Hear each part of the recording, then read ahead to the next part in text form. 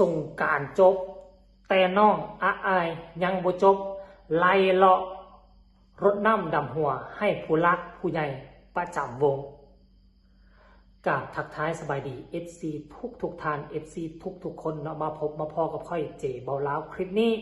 มีเรื่องราวข้อมูลข่าวสารเอามาฝากเอามาตอน FC แฟนคลับของเจเบาล้าวทั้งสองฟังโค้ง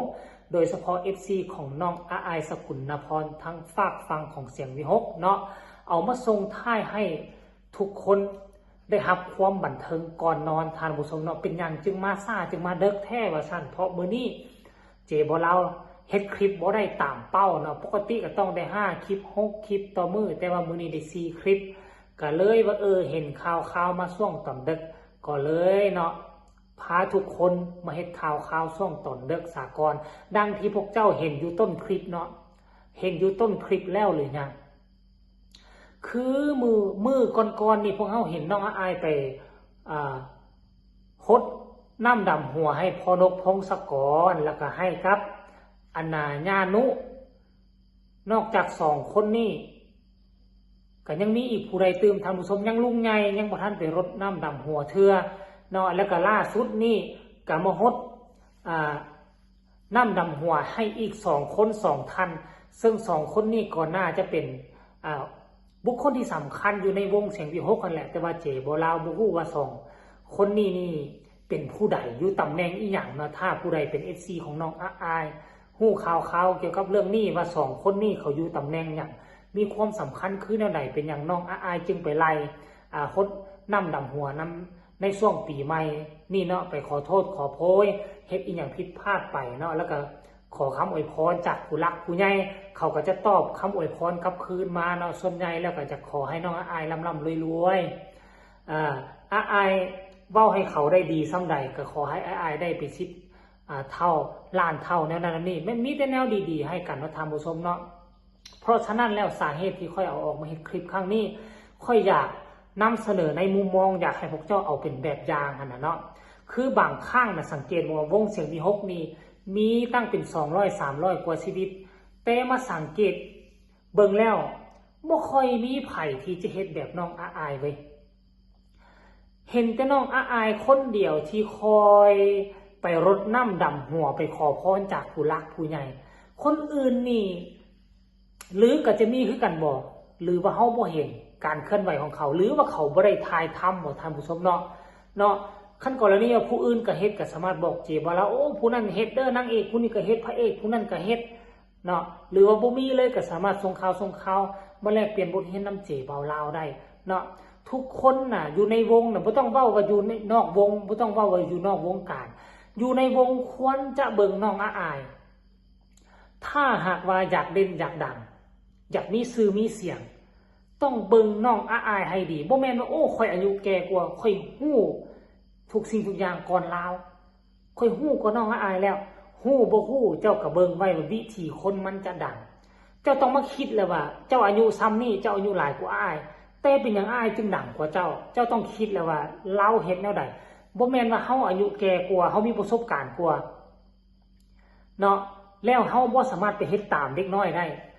ถ้ากรณีว่าสิ่งใดที่เฮาเฮ็ดตามเด็กน้อยได้แล้วมันจะเฮ็ดให้เฮาก้าวเข้าสู่ความประสบผลสำเร็จทางด้านเรื่องการลอกการล้ำเฮากับควรที่จะเอาแบบอย่าง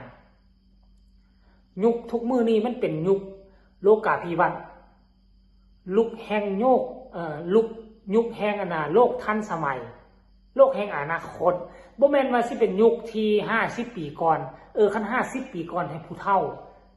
บ่ควรจะเอาเด็กน้อยมาเป็นแบบอย่างบ่ควรจะเอาเด็กน้อยมาเป็นไอดอล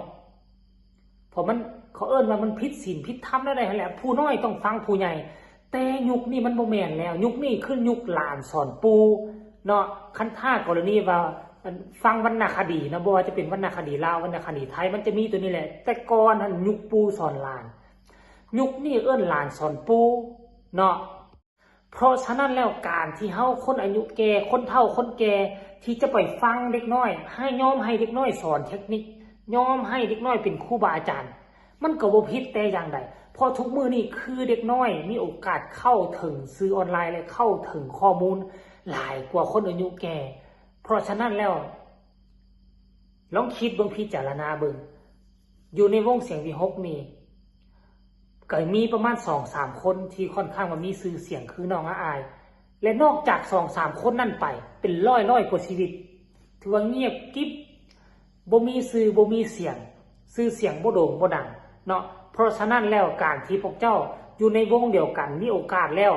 ควรจะเกาะกระแสน้องอายก็มาเกาะควรจะจับมือถือมาเฮ็ดข่าวเฮ็ดกิจกรรมร่วมกับน้องดุเอาไว้ท่านผู้ชมเนาะถ้าอยากเด่นอยากดังนะถ้ากรณีว่าเจ้ามันเฮ็ดกิจกรรมร่วมกับอายตลอดถ่ายคลิปเกี่ยวกับน้องอายตลอดแล้วผลสุดท้ายคนก็จะจื้อหน้าจำตาจื้อชื่อจื้อเสียงของพวกเจ้าแล้ว FC ของน้องอายนอกจากจะซัพพอร์ตน้องอายแล้วก็จะซัพพอร์ตพวกเจ้าไปนำเนาะค่อยยกตัวอย่างบ่แม่นว่าค่อยเอามาเปรียบเทียบเลยยกตัวอย่างกับสาวน้อยเพชรบันแพงคืออุ๋งอิงถ้าสมาชิกวงของสาวน้อยเพชรบันแพงคนใดถ่ายคลิปเกี่ยวกับอุ๋งอิงเฮ็ดกิจกรรมเกี่ยวกับอุ๋งอิงยอดวิวจะเพิ่มผู้ที่ตามจะเพิ่มแล้วกับ FC แฟนคลับจะเพิ่มซ้ำบ่นำมีมาไล่เข้ามาเพิ่มหลายตื่มได้ทั้งเงิน YouTube ได้ทั้งเงินมาไล่เพราะฉะนั้นแล้วยังบ่เห็นสมาชิกอยู่ในเสียงวี6แบบเฮ็ดแบบนี้เท่าที่ควรเถอะอันนี้ก็บ่เข้าใจเส้นเดียวกันสำหรับตัวน้องอายก็บ่ได้ห้ามผู้ใดได้น้องผู้ใดเข้ามาน้องก็เข้าหาหมดน้องบ่ได้แบ่งแยกแข่งขันท่านผู้ชมเนาะเพราะฉะนั้นแล้วค่อยคิดว่ามันเป็นอีก2ทางนึงน่ะน้องอายเฮ็ดแนวใดพวกเจ้าก็ควรเฮ็ดตามเพราะว่าทุกมื้อนี้น่ะโลกโซเชียลมันไวน้องอายเฮ็ดอย่างนี้ไปกราบผู้รักผู้ใหญ่เฮ็ดอันนี้คนเขาเบิ่งเขาเห็นเขาสิโอ้นางอันนี้เนาะฮู้จักสัมมาคารวะฮู้จักสัมมาคารวะฮู้ต่ำฮู้สูงเห็นบ่ล่ะเขาเห็นแบบนี้โอ้บางคนที่บ่ฮู้จักอายเขาก็สิถามเอานางอันนี้เป็นไผมันชื่อหยังมันเห็นเรียกเกี่ยวกับหยังคนบ่ฮู้ก็ได้ถามคนฮู้ก็ได้บอกต่อกันไปโอ้มันเป็นอันนี้อายุเพียงซ้ำนี้ว่าฮู้จักความเนาะเห็นบ่ล่ะหลังจากนั้นคนที่บ่เคยติดตามก็จะมาติดตามน้องอายไปต่อกันไปมันเป็นผลดีและค่อยเชื่อว่าน้องอายจะบ่หยุดเพียงซ้ำนี้ที่จะไปรดน้ำดำหัวผู้รักผู้ใหญ่ยังอีกบรมครูครูบาอาจารย์ผู้ที่เป็นผู้หญิงผู้ที่เป็นแม่อยู่ในวงหันก็หลายยังบ่เห็นน้องไปเฮ็ดคลิปรดน้ำดำหัวเทื่อเนาะเพราะฉะนั้นแล้วเฮาก็จะเห็นคลิปภาพบรรยากาศแบบนี้แหละไหลออกมาตลอดปล่อยออกมาตลอดมีดีต้องปล่อยออกมาเนาะให้ทุกคนย่องยอสรรเสริญเอาคลิปนี้ก็เอามาฟังมาต้อนกันเพียงดึกตอนดึกเพียงซะนี้ก็หวังว่าทุกคนคงจะบ่หลับบ่นอนเถื่อกำลังขมกเขม้นเบิ่งคลิปน้องอายขึ้นคอนเสิร์ตอยู่ล่ะบ่เนาะคงจะเบิ่งน้องอายขึ้นคอนเสิร์ตอยู่แต่ว่าก็แบ่งมาเบิ่งคลิปนี้สากลท่านผู้ชมเนาะถ้าถึกอกถึกใจก็กดไลค์กดแชร์ให้แน่แล้วก็กดติดตามให้พร้อมที่สำคัญอย่าสุกดข้ามโฆษณาเด้อแต่ถ้ากรณีเบิ่งแล้วบ่ติดอกบ่ติดใจคัดท่องมองใจก็สามารถประกอบคำคิดคำเห็นมาได้มาใต้คอมเมนต์เนาะถ้าหากว่ามีคำคิดคำเห็นมีคำตำหนิติชมใดๆก็ส่งมาทางใต้คอมเมนต์เจบ่ลาจะขอบุญขอบคุณเนาะจะตำหนิก็ได้จะย่องยอสรรเสริญก็ดียอมรับหมดทุกอย่างเนาะพบกันใหม่ในคลิปหน้าสำหรับคลิปนี้ก็ขอกล่าวคำว่าสบายดี